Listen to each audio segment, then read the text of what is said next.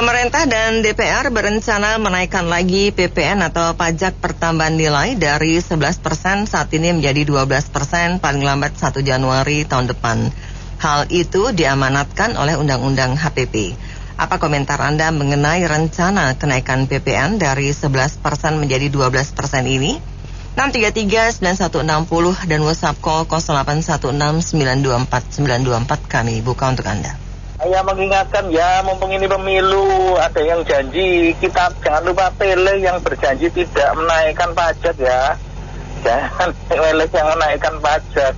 Cari pemimpin yang tidak mempersulit rakyat, kondisi lagi seret ya. Ya, ini kita bisa lihat ya. Terus ada capres yang akan meneruskan kebijakan incumbent ya. Kemudian belum apa-apa sudah mau naik pajak. Itu PPN, artinya siapa yang kena? Yang belanja yang kena. Ya, semua yang kita beli apa aja semua kena. Nah, itu yang dikatakan bahwa yang atas ya diajak kerjasama ya.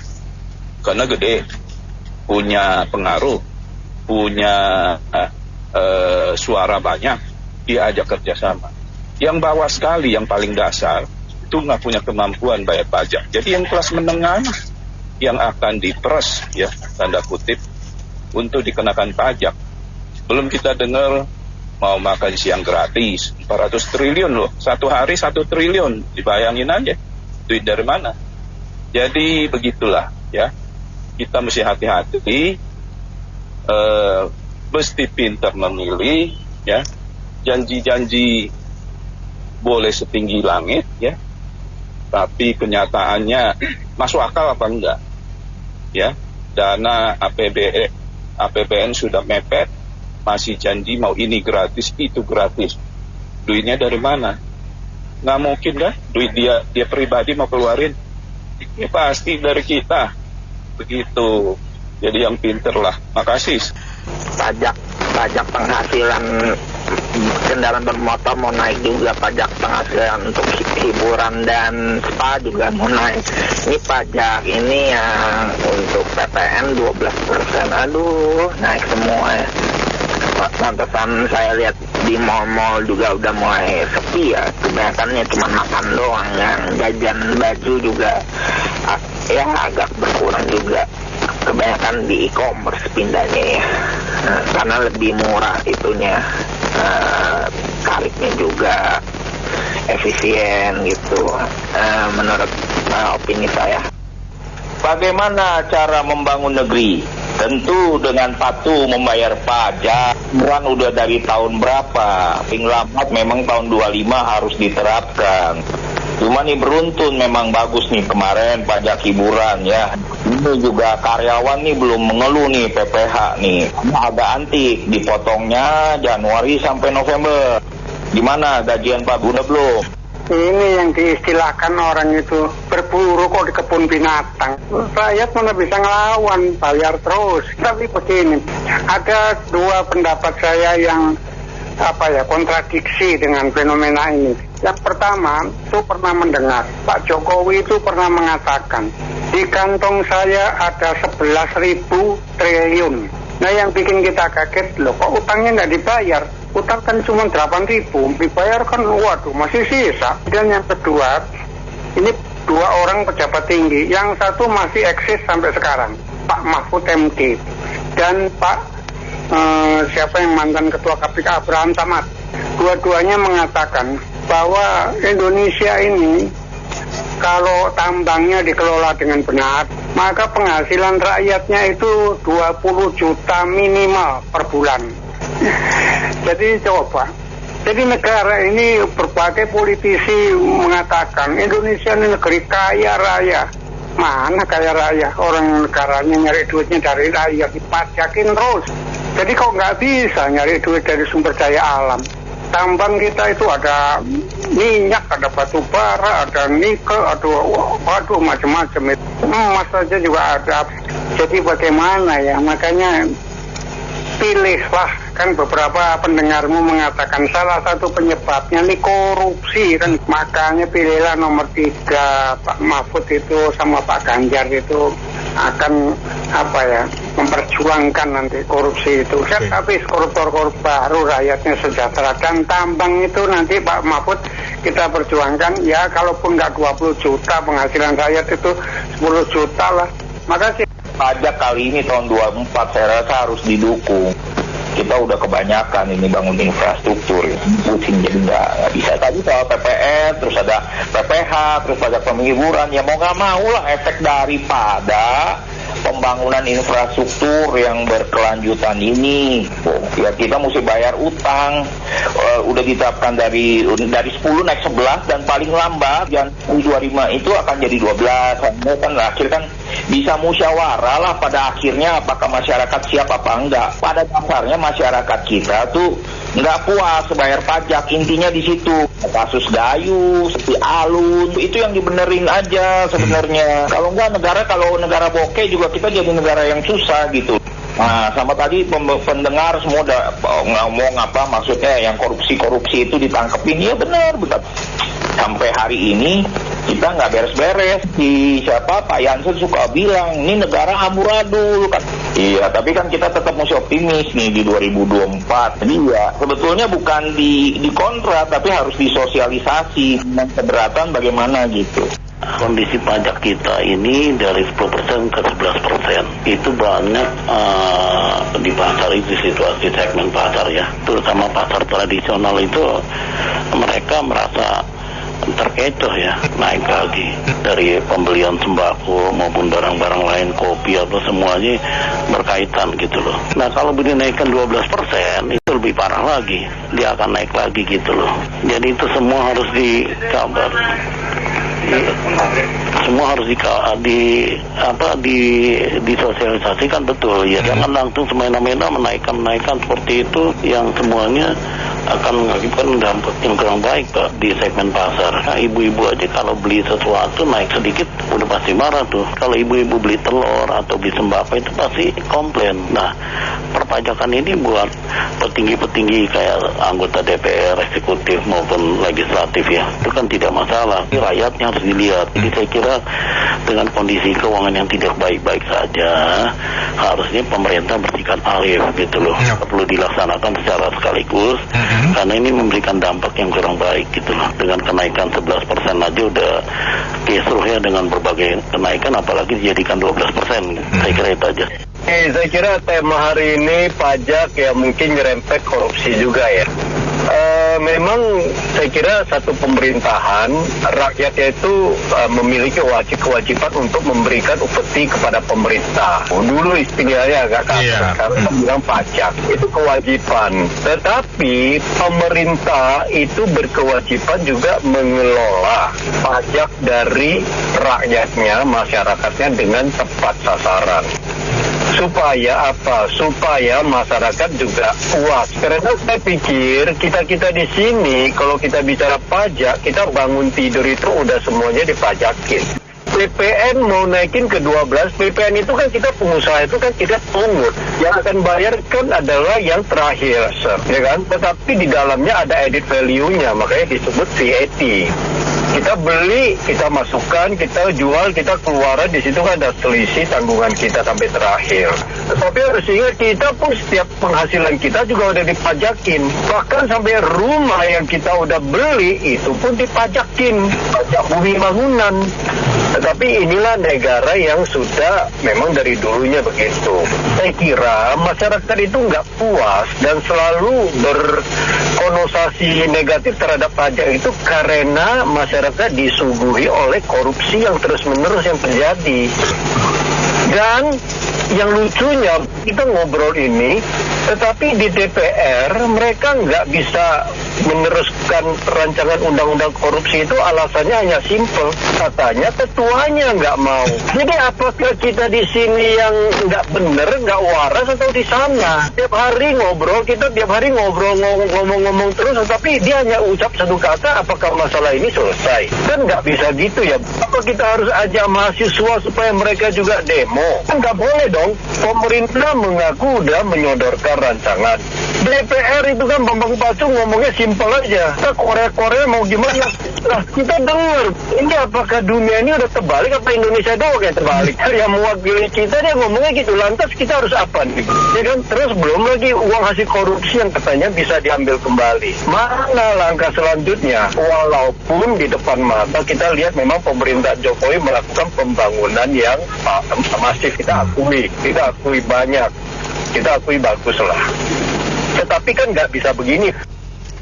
PPN kita dinaikkan itu sih boleh-boleh aja gitu ya.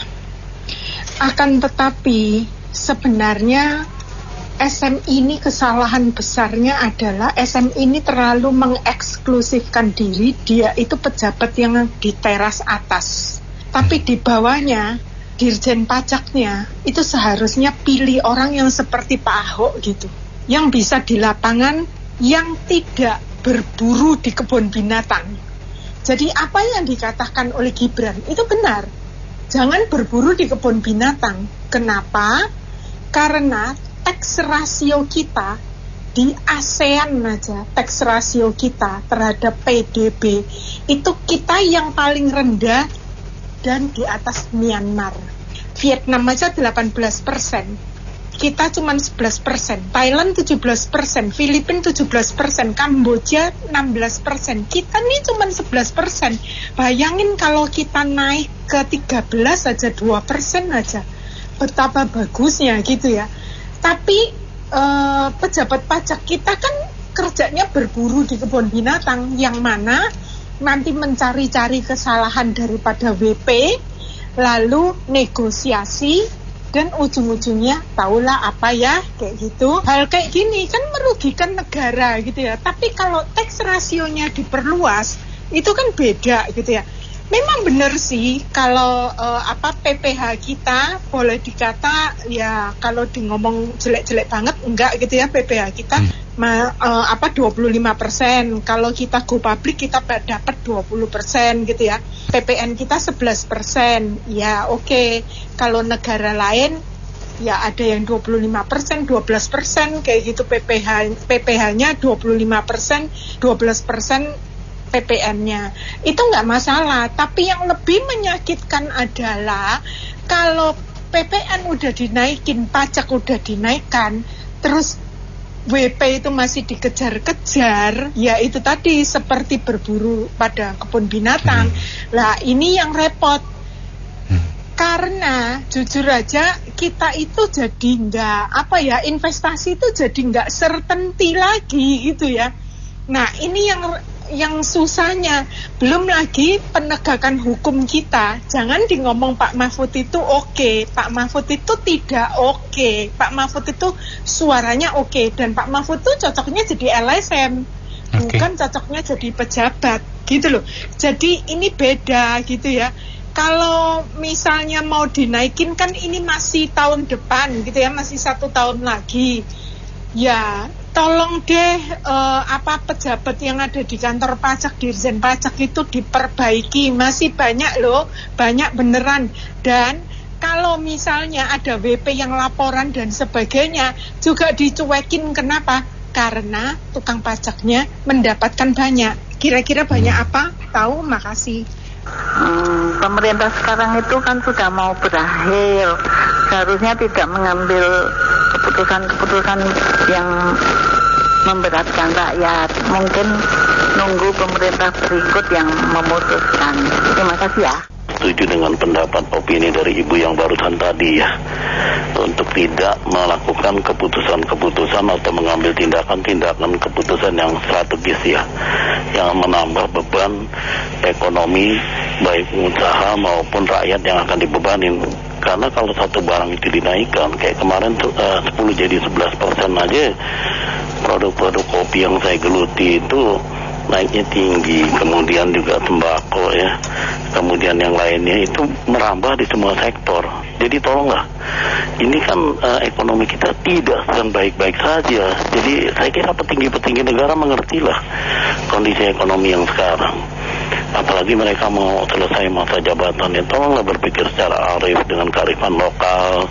Mereka berpikir ulang Jangan segala sesuatu diwacanakan untuk menambah beban rakyat. Karena kalau beban itu 1% menurut mereka nggak besar, tapi kendalanya di masyarakat besar, sehingga semua berpengaruh pada semua sektor yang akan dibeli komoditi kebutuhan rakyat ya, nambah lagi. Belum ibu-ibu kalau belanja di pasar itu wah naik lagi. Mbak Mary juga kalau belanja gula atau apa kan pasti kalian ngerti posisi harga gula sekilo umpamanya 15.000 tiba-tiba jadi 20.000 kan pasti komplain. Jadi tolonglah pemerintah harus lebih arif. Perhatikan keadaan ekonomi kita tidak sedang baik-baik saja. Saya kira demikian.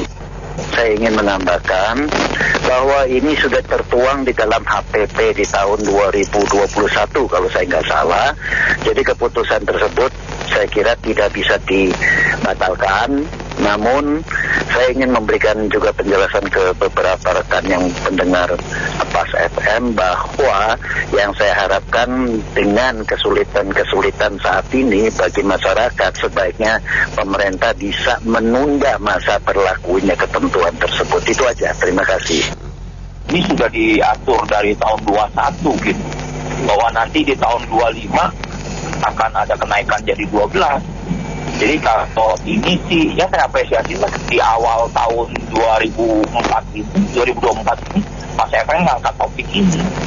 Ya kita lihat aja sampai nanti menjelang akhir tahun ini apakah akan ditunda atau tetap diberlakukan. Tapi ya pemerintah harus mendengarlah aspirasi daripada masyarakat ini gitu loh. Nah kemarin kan pajak hiburan heboh, ada si Inul bikin viral kan begitu kan. Nah sekarang soal 12% lagi ya silahkan aja gitu loh. Tapi yang jelas memang kebutuhan pajak sangat dijadikan andalan ya buat pembangunan gitu. Terima kasih. Saya baru ngerti makan gratis, susu gratis, bayarnya nanti pakai pajak ya. Makanya betulan Pak Mahmud, koruptor harus out. Jangan diringanin, arti kayak gitulah. Jadi kalau duit koruptor pajaknya dinaikin 100% nggak merasa.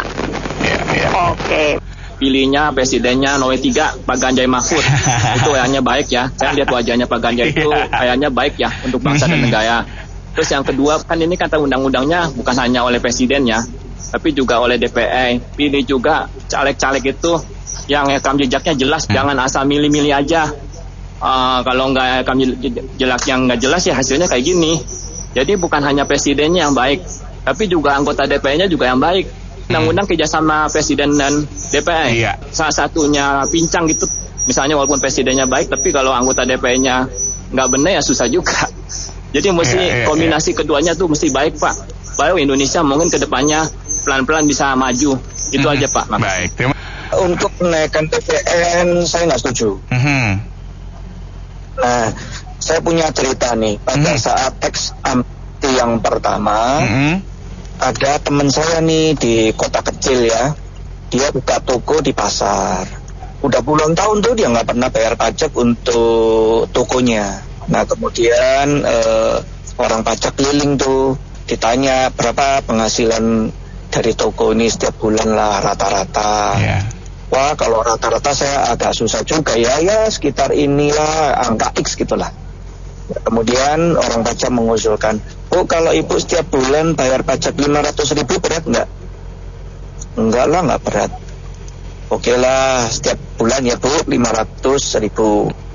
Nah, kalau hal-hal seperti ini dilakukan oleh orang pajak ya, banyak sekali potensi-potensi yang belum tergali. Ya, jadi nggak perlu meningkatkan PPN, nggak perlu, tapi banyak sekali sebetulnya ya usaha mikro kecil itu nggak usah gede-gede lah, 250.000, 100.000 sebulan, tapi dia membayar pajak dari yang sebelumnya tidak pernah. Ya, jadi hal seperti itu Dijen Pajak, pegawai pajak perlu lebih kreatif menggali. Sedikit-sedikit tapi kan lama-lama jadi bukit. Banyak peraturan PPN yang disesuaikan dengan objek ya. Ada yang 10%, sekarang menjadi 11%. Ada yang 1,1% menjadi 1,1. Ada yang 2% menjadi 2,2. Nah, saya ingin mengomentari begini. Sebetulnya sangat berat buat kami ini sebagai pengusaha maupun secara individu maupun perusahaan. Nah, ini contoh. Saya kebetulan mempunyai usaha jual beli mobil bekas. Kami harus bayar 1,1%. Kelihatannya 1,1% itu sangat kecil dari angka. Tapi kalau diakumulasi, seandainya saya menjual dalam 1 bulan 2 unit mobil yang seharga katakanlah 800 juta, saya sudah harus menyiapkan 8, berapa kali 1,1 berarti 8,2 juta. Ya, itu artinya final. Saya harus berapa mengambil keuntungan baru bisa membayar PPN sebesar itu. Kelihatannya sangat kecil. Nah, kalau dinaikkan jadi 1,2 berarti tambah lagi 0,1% saya mesti bayar. Itu berapa nantinya gitu loh. Kedua, untuk rumah, misalnya saya membangun rumah menggunakan pemborong, berarti saya dipungut 12%. Kalau saya membangun sendiri rumah yang di atas 200 meter persegi, saya harus juga membayar 2,2%. Nah, kalau orang yang membangun itu pas-pasan uangnya, rumah yang sederhana, walaupun luasnya di atas 200 meter, sakit hatinya kita harus bayar 2,2%. Jadi ini perlu saya pikir dipertimbangkan oleh pemerintah, bukan hanya orang usaha saja, tapi ini menyangkut banyak kepentingan masyarakat juga. Itu aja dari saya. Ini kan kalau kita mau protes ini kan ya mestinya waktu dulu undang-undangnya ada. Ini sekarang kan memang pemerintah kan menjalankan amanatnya. Cuma kan memang mesti dilihat sikonnya masyarakat sekarang lagi apa gitu. Situasi juga belum membaik. Ya mungkin ininya yang diperpanjang lagi lah, jangan dulu lah. Kalau mau ngomong mau dinaikin lah, memang kenapa dulu kita pilih wakil rakyat kita yang mau naikin itu gitu loh.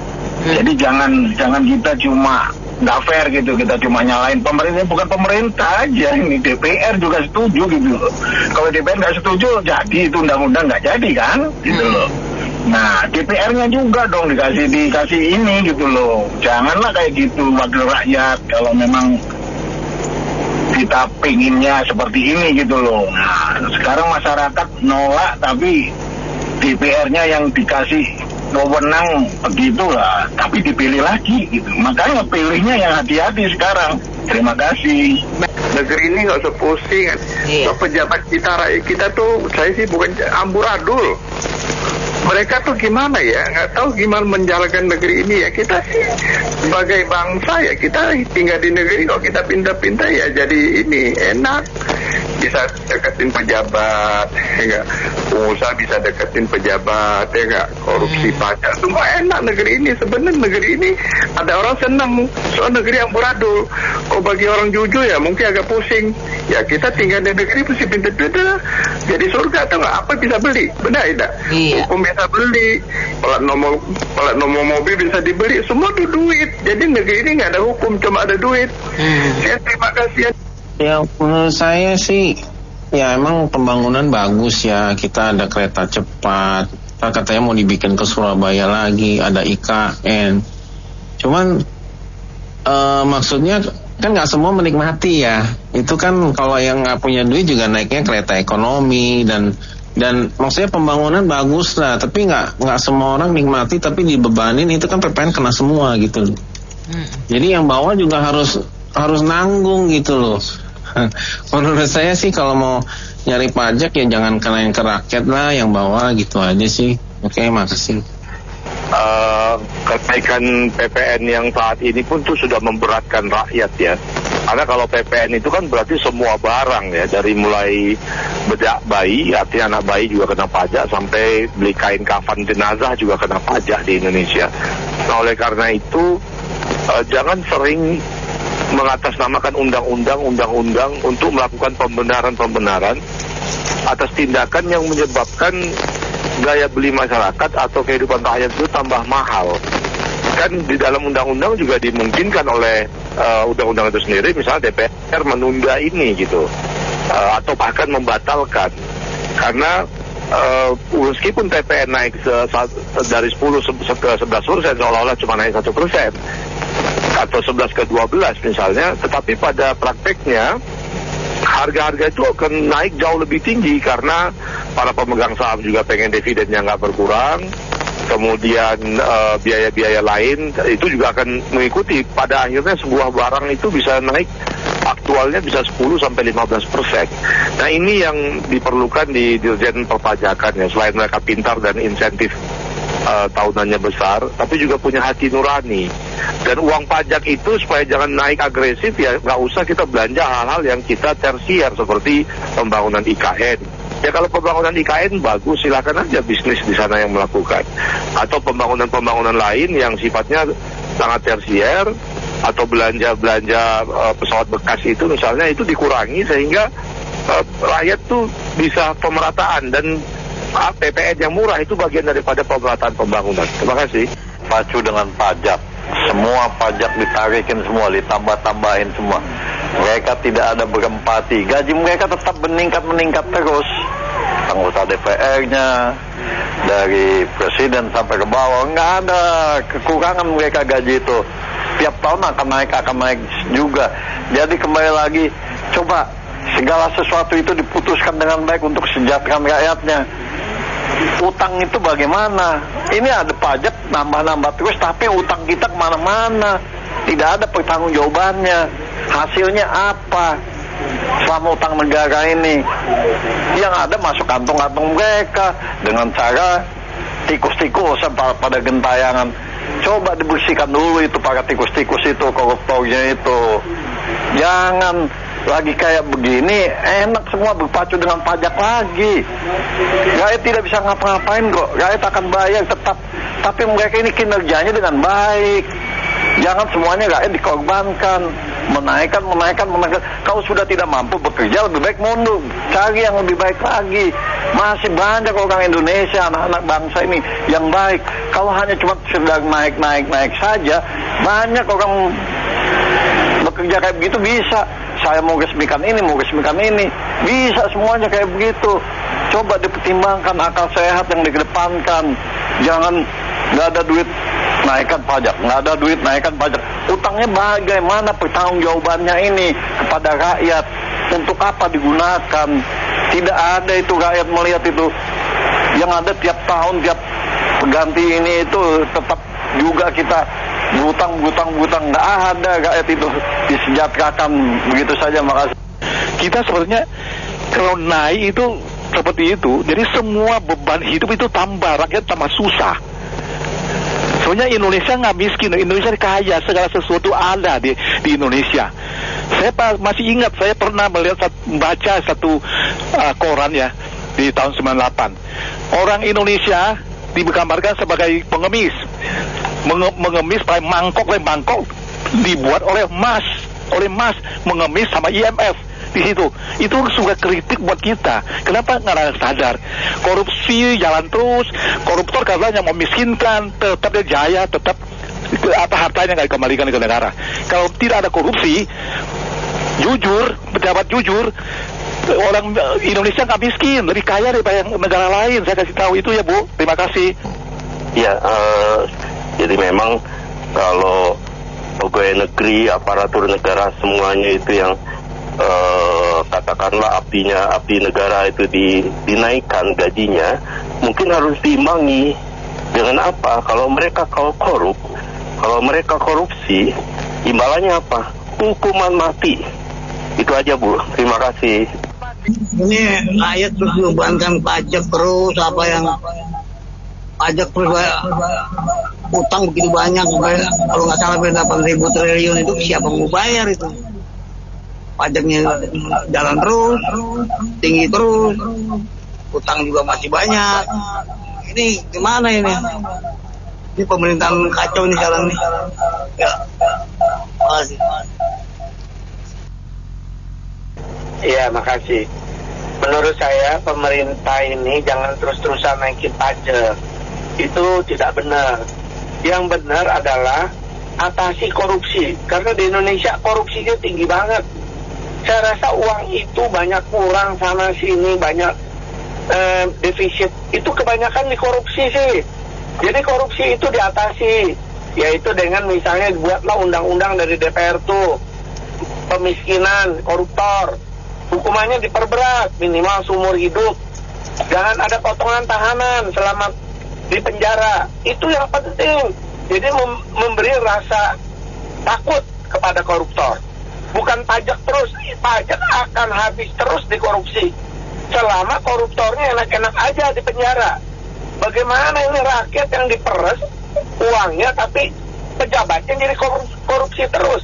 Ya nggak benar dong caranya begini. Coba deh dipikirkan itu yang untuk mengatasi korupsinya ini yang penting kalau menurut saya. Makasih. Pemerintah kita itu nggak kreatif ya. Misalnya cuma naikin pajak lagi. Makanya kalau membangun nggak ada uang, jangan sok-sokan bangun terus. Diperhitungkan lagi. Giliran keteter rakyatnya yang kena. Heran saya, pajak ini belum selesai, udah ada wacana baru lagi. Udah kalau emang IKN belum bisa terkejar, ya santai aja, nggak harus buru-buru. Orang kiamat juga masih jauh. Iya, makasih. Ya, saya sebagai warga setuju dengan beberapa pendapat ini. Jadi semua rakyat itu rata-rata tidak setuju kenaikan pajak. Tahun ini sudah naik 1%, dari PPN 10% ke 11%, ini mau ke 12%. Jadi walaupun dia sedikit-sedikit, tujuannya untuk membuat seolah-olah tidak merasakan. Belum lagi pajak-pajak yang baru 2 minggu lalu itu diumumkan. Belum selesai, ini mau naikin pajak lagi. Jadi pemerintah dengan ibu tadi yang sampaikan itu tidak kreatif, itu memang betul. Coba misalnya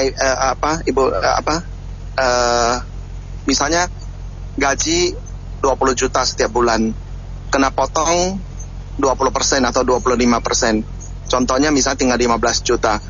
Jadi udah bersih tinggal 15 juta, contoh ya, apalagi yang 10 juta kena potong 15%, tinggal 8,5 juta. 8,5 juta dia pergi belanja sembako, beli barang, beli elektronik dan lain sebagainya, itu kena PPN lagi 12%. Habis itu dia sekali-sekali bawa keluarga makan-makan di luar, di kantin, di restoran atau di mana, kena pajak lagi 15%, 10%. Jadi uang yang kita sisa itu sebetulnya mungkin total seluruh pajaknya itu mau mencapai 40% kali dari pajaknya PPh gaji, PPN-nya dan yang minggu lalu mau ditetapkan itu, yang pajak daerah-daerah itu. Jadi pemerintah itu kurang kreatif. Saya lihat itu kalau misalnya di pariwisata di Thailand atau di Jepang, itu wisatanya banyak sekali, sehingga mereka itu tidak perlu menaikin pajak, tapi diambil dari pajak wisatawan yang lebih kreatif, ekonomi kreatif, atau karbon yang seperti waktu itu pemerintah gembar-gemborkan mengenai pajak karbon atau apa. Pemerintah lebih kreatif sedikit, belanjanya banyak sekali, dan Bapak yang sebelumnya paling betul itu. Mungkin sekian puluh persen APBN-nya itu kan dikorupsi.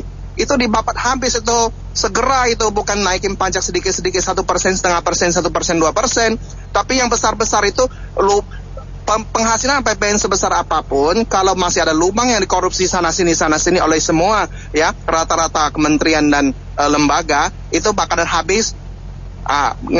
Jadi pemerintah diminta untuk lebih kreatif sedikit, lalu lebih pro rakyat kecil sedikit, lalu undang-undang perampasan aset sama koruptor dihukum mati itu segera disahkan. Itu yang dikehendaki oleh rakyat, bukan naikin pajak sedikit-sedikit. Terima kasih, Bu. Ya, kalau saya sih gini, Mbak, ya, pemerintah kita memang nggak kreatif seperti teman-teman tadi bilang itu. Jadi mau tidak mau ya rakyat yang jadi tumbal untuk menanggung beban pemerintah.